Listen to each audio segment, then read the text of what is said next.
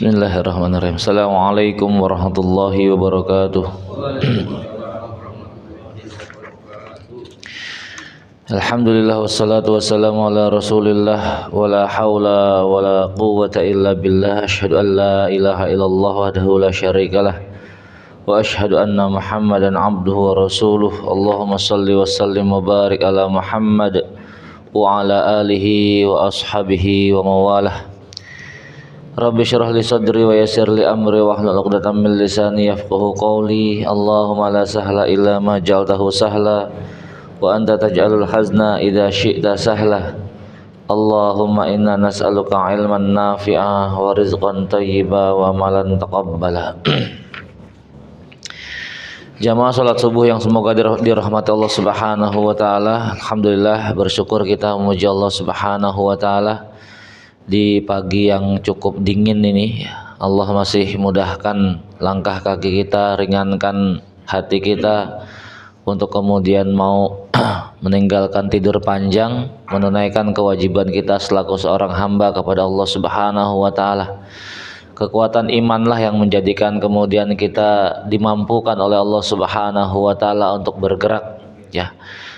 Dimampukan oleh Allah Subhanahu wa taala untuk mengambil air wudu, dimampukan oleh Allah Subhanahu wa taala untuk melangkah hingga di pagi ini kita berada di masjid.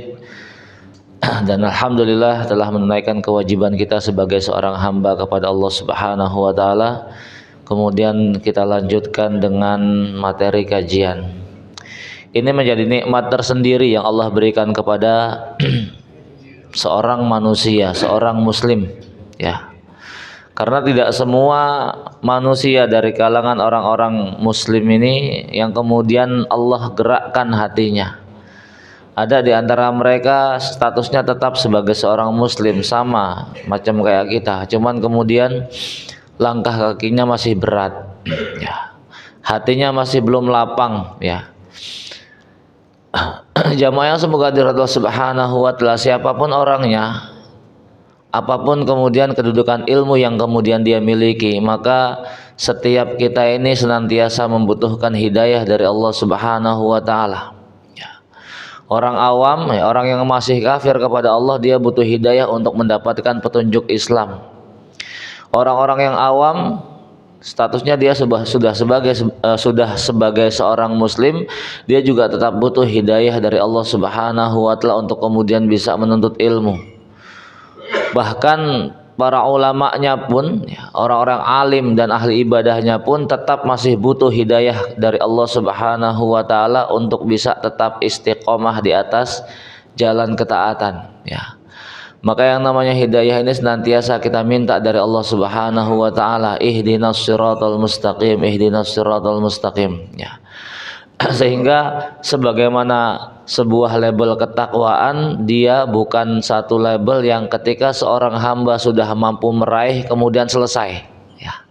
Namun harus nantiasa terus dipupuk hingga kemudian datang menghadap Allah Subhanahu wa taala dengan kondisi tetap berusaha menjadi muttaqin, ya.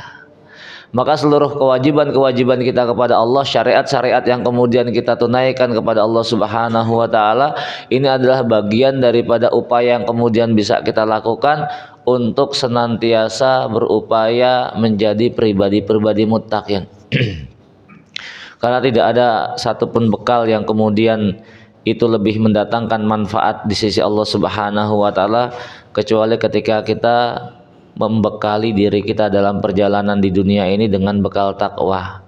Maka Allah mengingatkan, fatazawwadu fa inna khairaz zadit taqwa, berbekalah karena sesungguhnya sebaik-baik perbekalan itu adalah ketakwaan kepada Allah Subhanahu wa taala.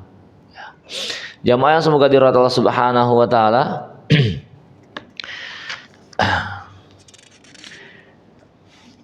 Kita lanjutkan materi kajian ahbabullah, golongan orang yang dicintai Allah Subhanahu wa taala, masih berbicara tentang akhlak karimah, ya.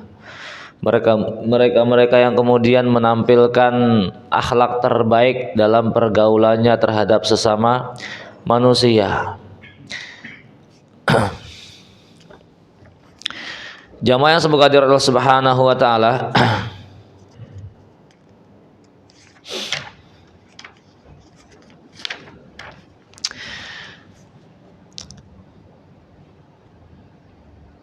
Hadis dari Abu Darda radhiyallahu anhu, dia berkata, sami'tun nabiyya sallallahu alaihi wasallam yaqul, ma min syai'in yudha'u fil mizan athqalu min husnil khuluq.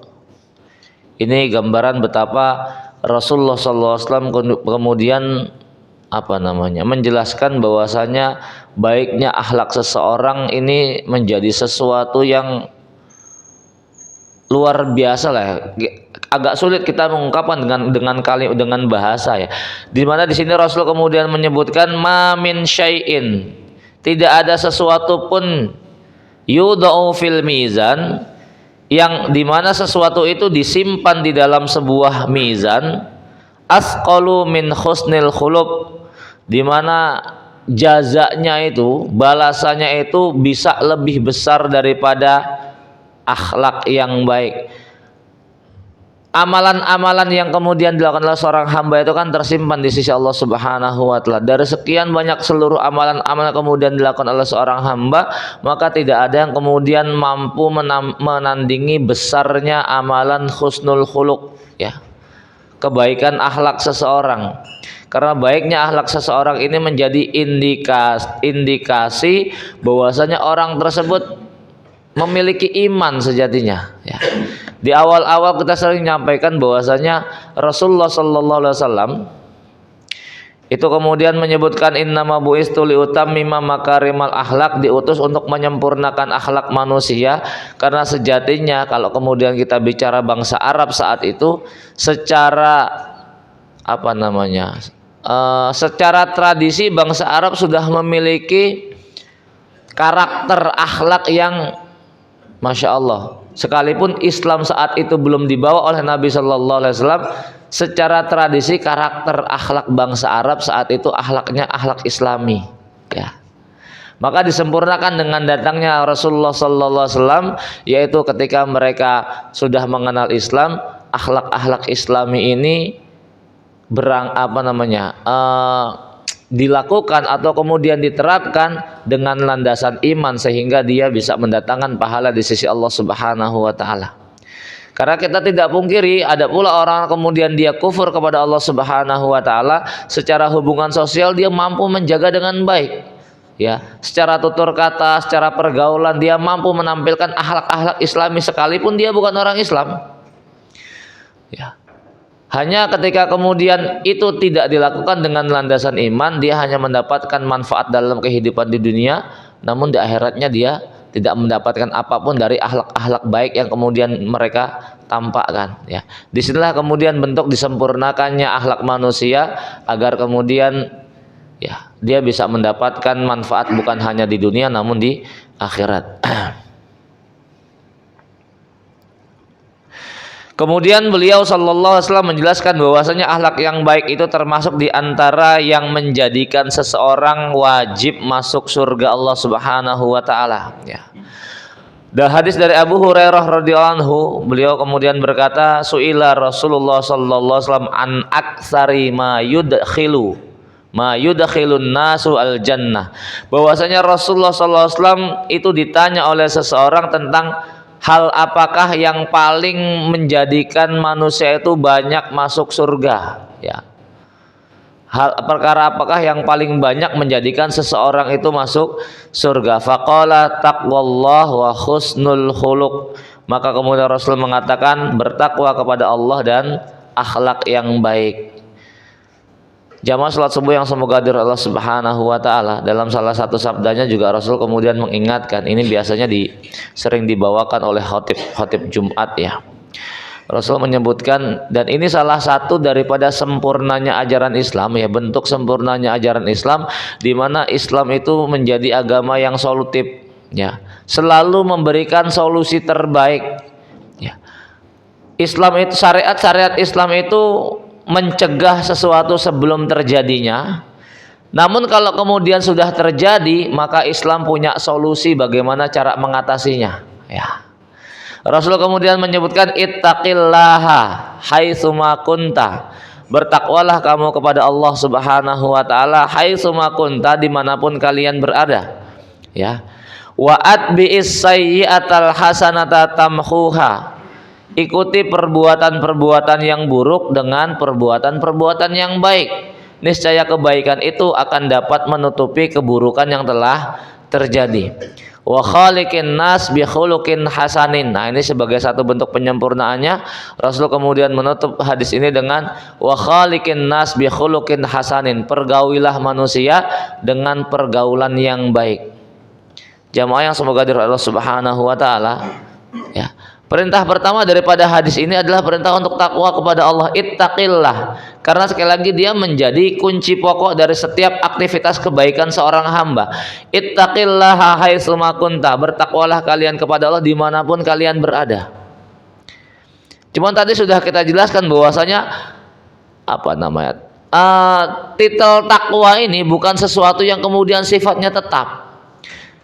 Bukan sesuatu yang ketika seorang hamba sudah meraih titel tersebut kemudian selamanya dia akan menjadi muttaqin. Enggak, tetap sampai selama hayat itu masih ada selama dia itu masih menjalani kehidupan di dunia, maka amalan-amalan untuk meraih gelar takwa itu enggak akan pernah berhenti untuk dilakukan. Ittaqillaha haitsu ma kunta. Cuman kita tahu bahwasanya manusia itu juga diberikan hawa nafsu. Maka terkadang ketakwaan kepada Allah terkalahkan dengan hawa nafsu, ya. Terkadang manusia kemudian tergelincir dengan godaan-godaan setan. Maka ketika kemudian ketakwaannya menurun, kemudian dia tergelincir dengan godaan setan, ya. Artinya sudah terjadi sebuah kesalahan dalam kehidupannya berislam, enggak kemudian Islam memberikan vonis kafir, enggak kemudian Islam memberikan vonis sesat, enggak. Islam tetap punya solusi. Solusinya apa? Hadis yang berikutnya, lanjutannya, wa atbi'is sayyi'atal hasanata tamhuha. Ikutilah perbuatan yang buruk dengan perbuatan yang baik. Artinya begini, karena kita dibekali hawa nafsu, maka terkadang umumnya manusia, ya, ada di antara mereka yang kemudian terkadang takwa, terkadang tergelincir. Ketika ketergelinciran manusia ini terjadi, Islam enggak kemudian memberikan vonis, ya, sehingga seorang hamba itu terjauh dari rahmat Allah Subhanahu wa taala. Enggak. Yang berhak memberikan vonis itu kan pertama Allah Subhanahu wa taala. Ketika kemudian iblis laknatullah alaih sudah menyatakan kekufurannya, itu saja Allah mengajarkan kepada kita jangan mudah-mudah memvonis, Pak. Ya. Allah tahu iblis itu membangkang. Allah tahu iblis itu nggak mungkin beriman, kan begitu ya. Allah tahu iblis itu tingkat keingkarannya luar biasa, karena berangkat dari takabur dia terhadap dirinya, merasa lebih baik dari Nabi Adam alaihissalam. Cuman lihat bagaimana Allah mengajarkan kepada kita untuk tidak mudah memvonis sebelum memberikan hujjah di hadapan yang divonis. Ya. Allah tahu kalau kemudian iblis aba wastakbar. Tahu nggak? Tahu lah. Cuman lihat bagaimana kemudian Allah mengajarkan kepada kita sebelum vonis kasih pertanyaan dulu, iqamatul hujjah dulu di hadapan dia. Maka Allah kemudian mengkisahkan hal tersebut dengan firman Allah Subhanahu wa taala, di mana ini menjadi dialog antara Allah dengan iblis. Ya iblis, ma mana'aka alla tasjuda id amartuk. Wahai iblis, kenapa, apa yang menghalangi kamu kok kamu nggak mau sujud padahal itu perintahku? Allah tahu nggak kalau iblis nggak mau sujud? Alasannya tahu nggak? Tahu, tapi tetap saja Allah bertanya dulu, ya. Ma mana'aka alla tasjuda id amartuk. Apa yang menghalangi kamu, apa yang mencegah kamu kok nggak mau sujud padahal itu perintahku, ya. Baru ketika kemudian iblis mengatakan ana khairum minhu khalaqtani min nar wa khalaqtahu min tin, ya ini alasan iblis, aku lebih baik daripada Adam, engkau ciptakan aku dari api sementara Adam dari tanah, ya. Maka saat itulah baru kemudian Allah Subhanahu wa taala memberikan vonis ukhruj minha mad'umam madkhura. Keluar kamu darinya, dari surga, dalam keadaan terhina. Ya. Ini setelah iqamatul hujjah. Nah, subhanallah, banyak para asatidz hari ini yang kemudian lantaran hanya mendapatkan satu statement atau satu buah pertanyaan dari audiennya, sehingga gampang memberikan vonis terhadap orang lain, ya. Naudzubillah summa naudzubillah. Tetap harus adanya iqamatul hujjah. Kenapa? Ini menjadi hujjah kita di hadapan Allah Subhanahu wa taala nantinya masalahnya. Baik jamaah, semoga dirahmati Allah Subhanahu wa taala. Kembali kepada hadis tadi, ketika kemudian dalam berislam seseorang tergelincir, kemudian ketakwaannya menurun atau kemudian berkurang, ya lantaran adanya hawa nafsu yang senantiasa mengiringi kehidupan manusia, maka boleh jadi suatu ketika kemudian si hamba tadi melakukan kesalahan, maka Islam juga masih punya solusi untuk mengatasi kesalahan tersebut, ya. Ini juga mengajarkan kepada kita kalau misalnya kita punya anak buah, Pak. Kita punya anak buah melakukan kesalahan sedikit, kesalahan kecil, di mana kesalahan itu masih bisa diperbaiki, ya sudah, nggak usah dibesar-besarkan, ya, nggak usah kemudian digede-gedein kesalahannya, maafkan saja, toh itu masih bisa diperbaiki, kan begitu. Seumpama misalnya fatal kesalahannya nggak bisa diperbaiki, ya kalau marah-marah kan juga nggak mungkin balik lagi, nggak mungkin jadi benar lagi, kan begitu, ya. Ambil sisi yang terbaiknya lah, ya. Kenapa? Karena memang Allah mengajarkan kita juga macam kayak begitu. Rasul tuh mengajarkan kita juga macam kayak begitu. Rasul menyaksikan kesalahan umatnya, nggak kemudian Rasul marah-marah kemudian ngomel-ngomel, enggak, ya. Solusi-solusi terbaik yang kemudian diberikan oleh Rasulullah SAW. Wa atbi'is sayyi'atal hasanata tamhuha. Kita sudah pernah sampaikan kisah tentang seseorang yang kemudian melakukan hubungan suami istri di bulan Ramadan, toh. Coba, datang seseorang kemudian ngadu kepada Rasul, ya Rasul, aduh gimana nih, pas Ramadan lagi, ya.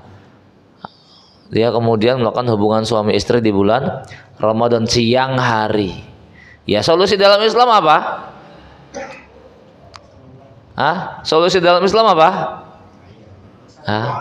Solusi dalam Islam pertama, bebaskan budak, ya, nggak punya budak dia orang miskin, ya. Solusi yang kedua, puasa berapa? Syahraini mutatabi'aini. Ya, puasa 2 bulan berturut-turut, nggak boleh putus sehari pun. Kalau putus sehari, kalah sehari lagi, ngulang lagi 2 bulan lagi. Coba, ya Rasul, ini sebulan aja gagal, masa suruh 2 bulan, ya. Coba gimana, ya. Terus solusi yang kedua nggak bisa, yang ketiga apa? Yang ketiga memberi makan 60 orang miskin, ya. Ya Rasul, nggak ada yang lebih miskin dari saya kayaknya, gitu ya. Masya Allah, ya Allah, bebaskan budak, nggak punya budak, ya kan, suruh puasa 2 bulan, sebulan aja kalah, gitu ya. Akhirnya kamu solusi ketiga, memberi makan 60 orang miskin, tapi nggak ada yang lebih miskin dari dia, ya. Bukan nggak ada yang miskin, belum, tapi dia sendiri orang miskin, gitu loh. Boro-boro ngasih makan orang lain, buat makan dirinya saja susah, kan begitu kan.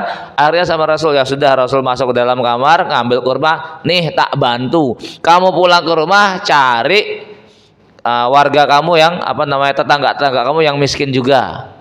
Dia bawa itu kurmanya, kemudian pulang, ya, keliling-keliling nyari tetangga yang miskin, balik lagi sama Nabi, kurmanya masih utuh. Ya Rasul, nggak ada yang lebih miskin dari saya. Yus, kamu lah makan sana. Akhirnya begini, Pak. Masya Allah, ya.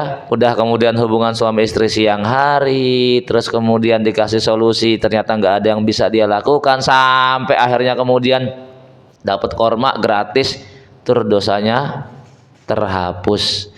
Ini solusi dalam Islam. Nggak kemudian, wah kamu udah kadung kayak begitu, udah kayaknya susah kembali, enggak. Ya, tetap Islam itu punya solusi, karena Allah Maha tahu terhadap kelemahan seorang hamba. Maka ketika kelemahan-kelemahan yang terjadi dalam diri seorang hamba, Allah berikan solusi-solusi terbaik. Ya, wa atbi'is sayyi'atal hasanata tamhuha. Ikuti perbuatan yang buruk dengan perbuatan-perbuatan kebaikan. Harapannya dengan kebaikan ini maka yang buruk-buruk itu bisa tertutupi. Nah, tidak cukup berhenti sampai di situ. Rasul juga kemudian menutup hadisnya dengan wa khaliqin nas bi khuluqin hasanin. Ini sebagai satu bentuk penyempurnaan. Pergaulilah hubungan sesama manusia dengan pergaulan yang baik. Ya. Karena Masya Allah Pak, ya, orang sekalipun dia banyak maksiat bukan berarti kemudian dibenarkan maksiatnya. Tapi kalau kemudian hubungan dengan tetangganya itu baik, ya, secara tutur katanya santun, secara hubungan dengan tetangganya itu yo sopan baik, ini dalam pandangan manusia loh ya, itu orang nggak mandang maksiatnya. Iya tapi dia baik gitu. Memang sih masih maksiat segala macam, tapi sama tetangga suka berbagi. Itu sisi apa namanya? Dari sisi sudut pandang manusianya ya. Sekalipun dia bahkan Masya Allah ya, nggak sedikit orang-orang kemudian ketipu lantaran terhipnotis dengan kebaikan tutur katanya, kebaikan akhlaknya. Padahal ujung-ujungnya pengen nepu gitu ya. Ini karena memang ya sekali lagi kalau perkara akhlak husnul khuluq, karena kalau dia kemudian dibingkai dalam kerangka iman maka betul-betul menjadi sebuah amalan yang luar biasa. Maka dalam hadis tadi Rasul kemudian menyebutkan tidak ada sesuatu yang kemudian lebih mendatangkan lebih berat dalam mizan itu ya kecuali husnul khuluq. Hadis yang lain ya, sami'tu Rasulullah sallallahu alaihi wasallam yaqul, aku mendengar bahwasanya Rasulullah sallallahu alaihi wasallam bersabda, ini dari Ibunda Aisyah radhiyallahu anha, innal mu'mina la yudriku bi husni khulqihi darajatas shaim wal alqaim. Sesungguhnya seorang mukmin dengan akhlaknya yang baik dia akan mampu menggapai derajat orang-orang yang puasa dan orang-orang yang senantiasa qiyamul lail. Padahal jamaah semoga dirahmati Allah Subhanahu wa taala, kalau bicaranya puasa, kita tahu puasa ini spesial yang kemudian Allah berikan pahalanya kepada mereka as-shaim, para orang-orang kemudian berpuasa. Namun ternyata dengan akhlak yang baik Rasul kemudian mengingatkan orang yang kemudian memiliki husnul khuluq itu mampu meraih derajat orang-orang yang puasa. Penulis kemudian menyebutkan ya, Rasulullah SAW menjelaskan bahwasanya akhlak yang baik itu akan mendekatkan pemiliknya dengan beliau pada hari kiamat. Ya, ini menjadi satu jaminan yang kemudian Rasulullah SAW berikan kepada umatnya. Inna min ahabbikum ilayya wa aqrabikum minni majlisan yaumal qiyamah ahasinakum akhlaqan. Sesungguhnya termasuk yang paling aku cintai di antara kalian dan yang paling dekat kedudukannya di sisiku pada hari kiamat nanti adalah mereka yang paling baik akhlaknya. Jamaah semoga dirahmati Allah Subhanahu wa taala, maka seorang mukmin itu ya, seorang mukmin dia dalam menunjukkan sikap kesehariannya itu semua berangkat dari status keislamannya. Maksudnya begini, terkadang kita bersikap itu tergantung orang lain bersikap kepada kita. Ya Pak ya. Coba deh. Kita bersikap tergantung orang lain bersikap kepada kita. Lo asik, gue asik. Lo enak, gue enak. Gitu ya. Cuman kalau orang itu nggak asik, kita jadi nggak asik juga. Orang itu kemudian nggak enak, kita jadi bersikap nggak enak juga. Padahal seorang mukmin dituntut dalam berakhlak itu kan sesuai dengan syariat yang sudah Allah Subhanahu wa taala tetapkan. Ya. Habis dia orangnya gitu duluan tat. Ya udah saya gitu lagi ya. Ya. Jadi sikap kita kok jadi kemudian tergantung sikap orang lain terhadap kita. Ya. Padahal kita sudah punya standar bagaimana kita ini bersikap terhadap orang lain, terhadap makhluk Allah Subhanahu wa taala. Dan Islam mengajarkan itu. Ya. Kalau kemudian kita berbuat baik terhadap orang yang berbuat baik terhadap kita, wah itu lumrah, biasa. Justru malah kebangetan kalau sampai kita berbuat buruk terhadap orang yang berbuat baik sama kita. Cuman menjadi spesial dan luar biasa kalau kemudian kita kok mampu tetap berbuat baik terhadap mereka yang bersikap buruk sama kita, kan begitu. Kenapa? Karena sikap kita tidak tergantung dengan sikap orang lain terhadap kita. Sikap yang kemudian kita keluarkan lantaran berangkat kita ini seorang muslim, Islam punya aturan main dalam bersikap, dalam bermuamalah, bukan lantaran tergantung bagaimana lawan bicara kita ya, sehingga kemudian sikap kita mengikuti sikap mereka, enggak. Dan Rasul mengajarkan itu semua ya. Ketika kemudian kita pengen menunjukkan sikap kita sebagai seorang muslim, sikap terbaik, akhlak terbaik, itu orientasinya adalah sabda-sabda Nabi tadi. Tidakkah kemudian kita ingin bertetangga dengan Nabi? Kan pengen toh. Tidakkah kemudian kita ingin kok kemudian di jannah bisa berdampingan sama Nabi? Kan pengen toh. Padahal kalau kemudian ngelihat derajat surga itu kan kayaknya mungkin nggak kok bisa bergandengan dengan Nabi. Hah? Mungkin nggak di surga bisa bergandengan dengan Nabi? Kalau kemudian melihat sebagaimana Ibnu Qayyim menyebutkan 18 tingkatan manusia di akhirat, yang 14 di surga itu kan 1, 2, 3, 4, 5, 6 itu kan derajatnya nggak mungkin kemudian bisa kita raih, Pak. Para nabi, para rasul, para nabi, para syuhada, siddiqin, solihin, 1, 2, 3, 4, 5, 6 itu derajat surga yang kemudian kita kayaknya berat buat meraih. Nomor 7, 8, nah ada kemungkinan itu ya. Tapi dalam sabda-sabda yang lain Rasul kemudian sering pula menyebutkan mereka yang paling dekat kedudukannya denganku di hari kiamat, di surga nanti, mereka yang paling baik akhlaknya. Kan gitu. Artinya kalau paling dekat kan posisinya bisa berdampingan dengan Rasulullah sallallahu alaihi wasallam. Ya. Padahal derajatnya Rasul itu kan paling tinggi di surga. Jamaah semoga dirahmati Allah Subhanahu wa taala, ini merupakan motivasi yang diberikan oleh Rasulullah terhadap kita umatnya ya. Rasul saja merindukan kita, masa iya kemudian kita nggak merindukan beliau alaihi salatu wassalam. Rasul saja sangat ingin berjumpa dengan kita, masa iya kita nggak pengen berjumpa dengan Rasulullah sallallahu alaihi wasallam. Rasul saja memberikan motivasi supaya kemudian kita bertetangga dengan beliau, masa iya kita nggak pengen bertetangga dengan Nabi sallallahu alaihi wasallam.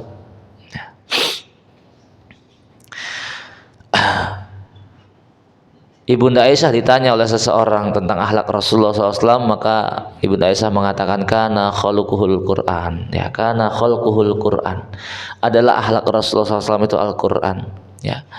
Jamaah semoga dirahmati Allah Subhanahu wa taala, memang kalau kemudian bicara Quran, maka di dalam Al-Quran seluruh ayat-ayat Allah Subhanahu wa taala ketika bercerita tentang kisah-kisah umat terdahulu, ketika kemudian menjelaskan tentang hukum-hukum syariat, ini nanti ujung-ujungnya adalah bagaimana seorang manusia itu mampu memiliki karakter akhlak yang baik ya.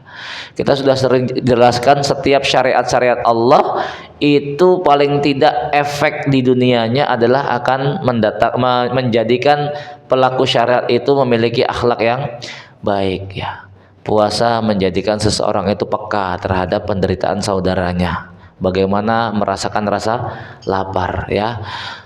Salat ya, Allah menjelaskan tanha anil fahsya'i wal munkar, mampu mencegah pelakunya perbuatan fahisyah dan mungkar. Haji apalagi, barang siapa yang tidak meninggalkan perkataan rofas ya, maka Allah tidak butuh dengan puasa ya. Dengan puasa, barang siapa yang tidak meninggalkan perkataan dusta, Allah tidak butuh dengan puasanya. Artinya kalau kemudian seorang hamba dia berpuasa kok masih suka bohong ya, masih suka mencela, nah, puasanya ini belum mampu mencegah dirinya dari perbuatan-perbuatan macam kayak begitu. Allah nggak butuh puasa macam kayak begitu. Kenapa? Bukan yang Allah butuhkan ya. Allah nggak butuh apapun. Yang Allah inginkan dari seorang hamba dengan seluruh rangkaian syariat yang kemudian ditetapkan oleh Allah Subhanahu wa taala, dengan syariat itu hamba tadi kemudian belajar. Dengan syariat tersebut hamba tadi kemudian menempa dirinya untuk menjadi pribadi-pribadi yang lebih baik itu loh. Kalau kemudian tadinya belum mengenal syariat Islam, dia masih urakan gitu ya. Kalau ngobrol juga masih asal jeplak semaunya gitu. Begitu kemudian sudah mengenal syariat ya, paling enggak ada perubahan-perubahan daripada tutur kata, daripada sikap. Jangan kemudian kok antara sudah mengenal syariat dengan belum mengenal syariat masih sama secara akhlak keseharian. Harus ada perubahan lah, ya, harus ada perubahan. Dan itu semua sudah dicontohkan oleh para sahabat radhiyallahu anhum. Para sahabat ketika kemudian sebelum di masa Islam, setelah di masa Islam, itu kan perubahannya luar biasa, ya. Bahkan mereka-mereka yang kemudian menjadi pentolan-pentolan preman di masa sebelum Islam, ketika sudah di masa Islam itu menjadi pendekar-pendekar Islam, ya. Karena memang Islam ini tidak membatasi tidak membatasi peran seseorang, ya. Setiap potensi yang dimiliki oleh umat ini, Islam itu punya tempatnya masing-masing.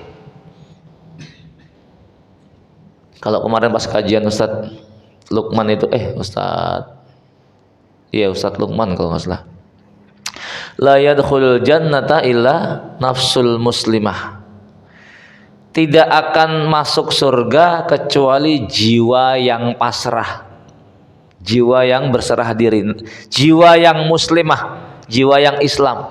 Tidak akan masuk surga kecuali jiwa yang muslim.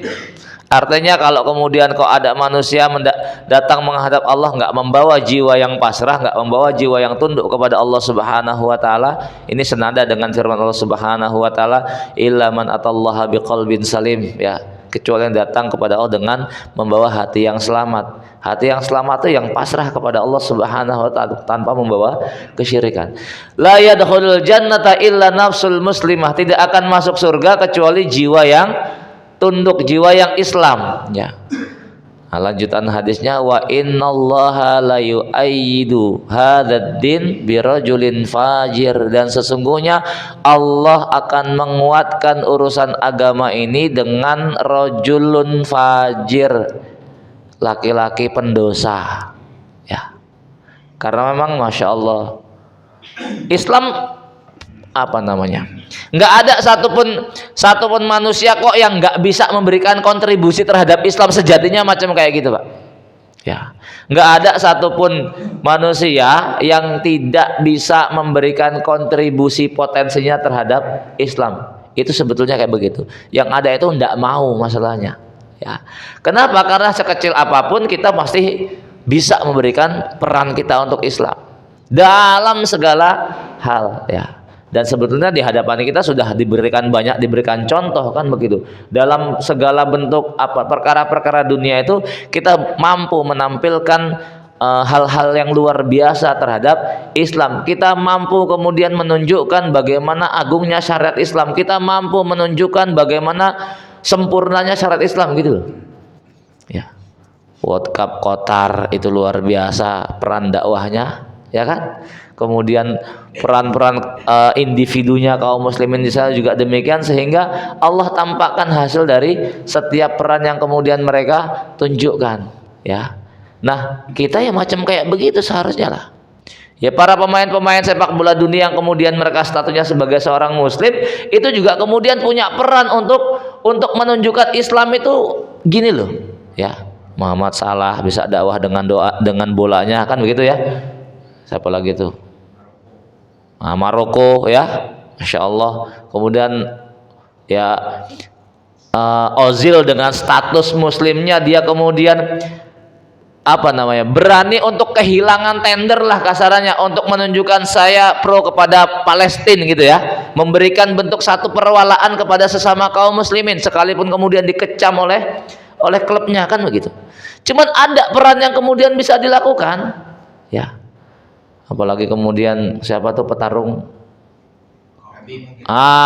Khabib Nurmagomedov, Masya Allah, ya, keren banget dah tuh, ya. Artinya apapun pekerjaan aktivitas yang kita miliki itu seharusnya kita bisa memberikan kontribusi sekecil apapun. Kalau nggak bisa dengan harta, paling nggak dengan sikap, dengan tutur kata, dengan akhlak, dengan ya semacam-macam lah, ya, untuk menunjukkan ya Islam itu kayak begini, gitu loh, ya. Islam itu nggak membatasi ruang gerak kita. Islam itu nggak kemudian menjadikan kita jumut. Islam itu nggak kemudian menjadikan kita kok terkungkung, terkekang. Enggak, ya, justru malah bisa menjadikan kita tuh menjadi manusia-manusia yang Masya Allah bisa berkembang menembus batas. Maka kalau kemudian ada mengatakan agama itu nggak bisa bersatu dengan sains, nah ini masih lanjutannya yang kemarin tuh, ya, siapa tuh?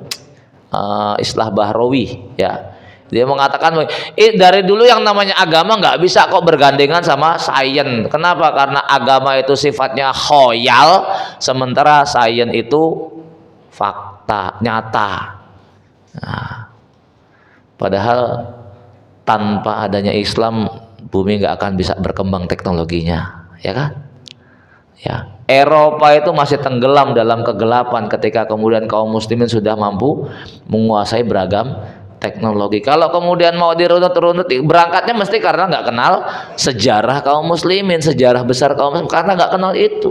Kalau kemudian mau dirunut-runut, seluruh penemuan-penemuan teknologi besar itu sumbernya mesti dari kaum muslimin masalahnya, ya. Kamera, kedokteran, macam-macam lah. Itu mesti ada ulama-ulama Islam yang kemudian menjadi pakar. Cuman sejarah itu ditutupi supaya kemudian umat Islamnya nggak ngerti sejarah besar kaum muslimin. Ini yang menjadikan kemudian kita merasa ciut, merasa minder. Ya, cuman kalau kemudian kita sadar sejarah itu, masya Allah, yang memegang kendali dunia ini kaum muslimin lah. Yang kemudian berhasil menemukan beragam macam teknologi ini ya kaum muslimin. Yang kemudian memunculkan pola pikir bahwasanya Islam agama itu menjadikan seseorang tidak berkembang, dengan agama itu menjadikan seseorang itu jumut, kemudian ya pokoknya di situ-situ aja ya. Itu lantaran ya berangkat dari faham Nasrani satu tuh ya. Kenapa? Karena di Nasrani itu dilarang bertanya sesuatu ya, yang kemudian pertanyaan itu apa? Para petinggi mereka nggak bisa jawab, Pak. Kalau kemudian kaitan bertanya itu berkaitan tentang sifat ketuhanan gitu loh. Itu para pendetanya nggak bisa nanya, ujung-ujung kamu kena ini nih, kena apa namanya, kena guna-guna. Kamu nggak boleh nanya-nanya kayak begitu, pokoknya iman saja, selesai. Nggak boleh nanya-nanya macam kayak begitu. Pokoknya sesuatu itu kalau berkaitan dengan ketuhanan nggak boleh tanya-tanya, cukup imani saja, ya. Sehingga kemudian muncul apa namanya pergolakan dalam pemeluk mereka yang mengatakan agama ini menjadikan kita ini jumut, nggak bisa berkembang. Ya dikit-dikit cuma iman tok, tapi nggak diberikan ruang bagi akal untuk berpikir dan mencerna. Yang penting iman, yang penting iman, yang penting iman. Ya, maka kemudian muncullah pemberontakan di tengah-tengah mereka sehingga mengatakan agama ini yang kemudian menjadikan kita terkungkung. Selain Islam iya. Cuman kalau dalam Islam justru ketika kemudian seorang manusia meyakini keislamannya, ini perkembangannya malah semakin luar biasa, karena dalam Islam itu tidak dibatasi. Ada hal-hal yang memang Islam boleh memberikan ruang kepada akal untuk kemudian mencerna, meneliti segala macam. Cuman kemudian Islam juga memberikan batasan, kalau memang akal itu tidak mampu mencerna, jangan dipaksakan. Kenapa? Jebol nanti ya filenya gitu ya, gosong gitu loh. Sudah cukupkan dengan batas kemampuan berpikir akal kita, jangan kemudian maksakan diri ya. Maka jamaah semoga dari Allah Subhanahu wa taala itu Islam ya. Siapapun orangnya, kita itu Allah berikan kemampuan untuk punya peran terhadap Islam dan kaum muslimin, karena Allah sifatnya rahmat ya, Rahman Ar-Rahim. Allah pengen di antara setiap manusia ini punya kontribusi terhadap Islam dan kaum muslimin tersebut. Jangan sampai kemudian kita hanya menjadi penonton, paling enggak sedikit pemain lah ya, sehingga kita punya bekal di sisi Allah Subhanahu wa taala. Dan kembali lagi, bekal terbaik kita di hadapan Allah adalah ketakwaan kita kepada Allah Subhanahu wa taala. Salah satu indikasi ketakwaan adalah ya, kita balut seluruh aktivitas kita dengan perkara-perkara akhlak. Tapi jamaah semoga dirahmati Allah Subhanahu wa taala. Udah suruk ya?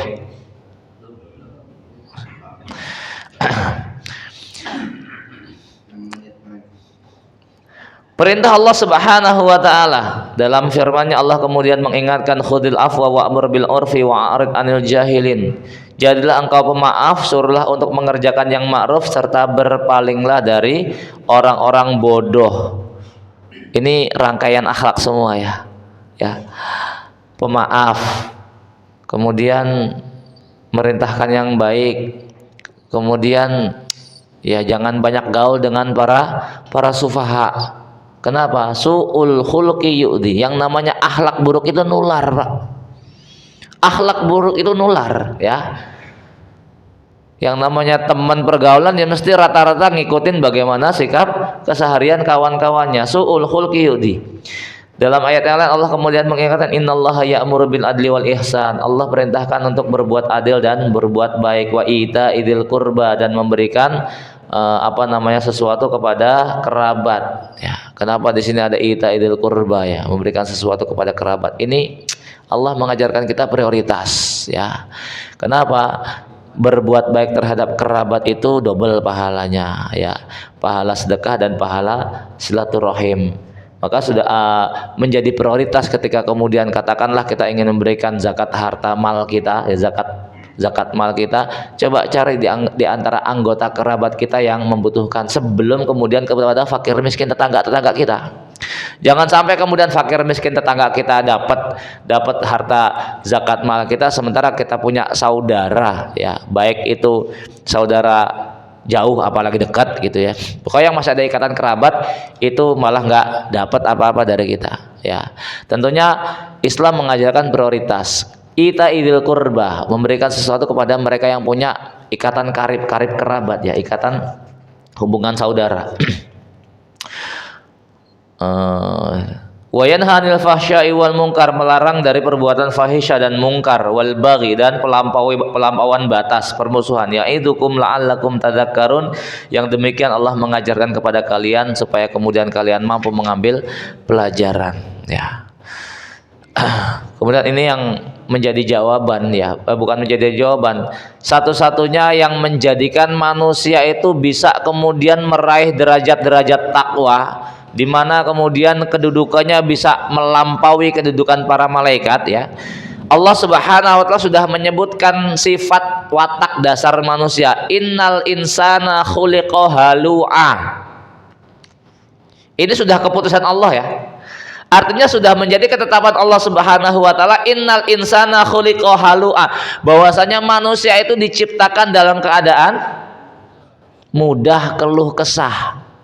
Khuliqa, diciptakan, artinya perasaan gampang ngeluh, kemudian mutung, nesu, itu menjadi sesuatu yang melekat pada diri manusia. Nggak mungkin enggak. Kenapa? Allah menciptakan manusia dengan jiwa-jiwa macam kayak begitu ya. Innal insana khuliqa halu'a idza massahu syarru jazua. Kalau kemudian dia kalau kemudian dia ditimpa kesusahan, maka dia mudah ngeluh, mudah gundah gulana, mutung, pokoknya macam-macam lah ya. Kalau dapat sesuatu yang dia nggak suka, pokoknya ngomel-ngomel, misuh-misuh, macam-macam pokoknya. Wa idza massahul khairu manu'a, kalau kemudian dapat sedikit saja kebaikan, pelitnya luar biasa, digenggam itu duit ya. Kalau dapat rezeki iki wekku ya, kayak bocah-bocah gitu kan, nggak boleh kasih yang lain ya. Itu sifat dasar manusia, nggak mungkin bisa dihilangkan. Kenapa? Karena memang secara karakter Allah menciptakan manusia dengan sifat bawaan macam kayak begitu ya. Gampang keluh kesah, pelit, bin medit, gitulah ya, koret. Itu tingkatan-tingkatan ya Pak ya.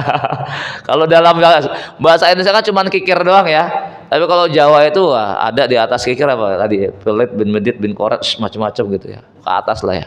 Ya. Itu sifat bawaan manusia. Nah, cuman kemudian Allah memberikan satu syariat yang kemudian di mana sifat dasar ini bisa dikendalikan. Kalau dihilangkan nggak mungkin. Ya, bisa dikendalikan dengan adanya pelatihan-pelatihan dalam perkara syariat. Illal musallin, kecuali orang senantiasa menunaikan salat, wahum ala alladzina hum ala salatihim daimun, mereka yang kemudian terus-menerus menunaikan salat. Kenapa? Tadi syariat-syariat ini yang kemudian melatih kita untuk kemudian mengendalikan sifat-sifat buruk manusia tadi. Kalau dihilangkan nggak mungkin ya, karena Allah menciptakan kita dengan sifat dasar macam kayak gitu. Cuman kemudian bisa dikendalikan ya. Alladzina hum ala salatihim daimun walladzina fi amwalihim haqqum ma'lum. Mereka yang kemudian menyadari bahwasanya di dalam sebagian harta yang mereka miliki ada hak orang-orang yang membutuhkan. Ya. Ya, terus sampai kemudian penutup ayatnya, maka di ujungnya Allah memberikan janji ulaika hum fi ulaika fi jannatim mukramun, mereka berada di dalam jannah-jannah dimuliakan oleh Allah Subhanahu wa taala. Ini bagian daripada syariat-syariat Allah, di mana Allah dengan syariat tersebut Allah melatih kita untuk mengendalikan sifat-sifat buruk bawaan manusia. Ya. Cukup ya. Taib jamaah, semoga dari Allah Subhanahu wa taala ini beberapa hal dari perkara-perkara akhlak yang ini menjadi titik tekan dari setiap syariat yang Allah tetapkan. Ya, insya Allah dalam pertemuan berikutnya kita berbicara bagaimana kemudian Rasul selalu mengkaitkan perkara akhlak itu dengan perkara iman. Ya, karena tidaklah seorang mukmin itu beriman kepada Allah Subhanahu wa taala melainkan dengan imannya itu dia mampu menghadirkan sikap terbaik terhadap pergaulan sesama manusia. Wallahu a'lam bishawab. Ya, demikian mudah-mudahan kajian kita di pagi ini memberikan manfaat dan menjadi satu catatan amal kebaikan, amal soleh kita di sisi Allah Subhanahu wa taala. Kita tutup dengan doa kafir majlis. Subhanakallahumma bihamdika asyhadu an la ilaha illa anta astaghfiruka wa atubu ilaik. Wa sallallahu ala nabiyyina Muhammadin. Assalamualaikum warahmatullahi wabarakatuh.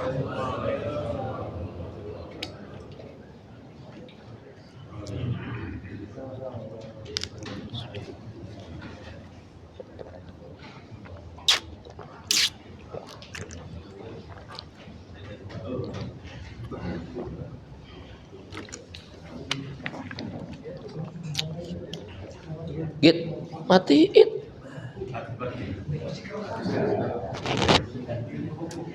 Diedit nanti. Masih kerekam.